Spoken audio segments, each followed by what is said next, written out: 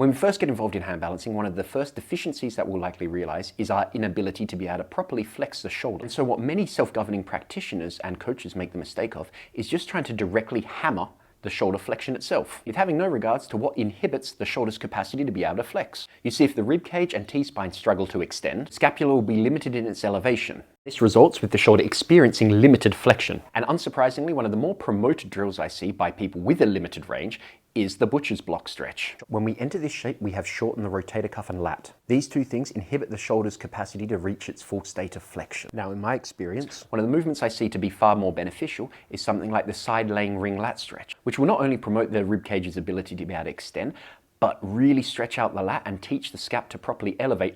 When addressing thoracic extension, don't forget about thoracic rotation, as these two motions are interrelated, but the T-spine will still need some direct extension work. Now, your pec being an internal rotator, as well as a shoulder flexor, needs some love too. Ensure the anterior delt stays as close to the floor as possible as you anchor the body weight over. But be warned, this one does get a little bit nervy, but that isn't a bad thing. Now, as the hand travels overhead, the humerus will need to internally rotate to allow for full flexion. So practicing things like half eagle hangs is going to be very advantageous, because it's going to be practiced with the hand already overhead to better simulate the handstand position. And once these limitations are taken care of, when you go back into the shoulder flexion stretch, you're going to get much deeper, much faster, because you won't be fighting with predetermined structural limitations.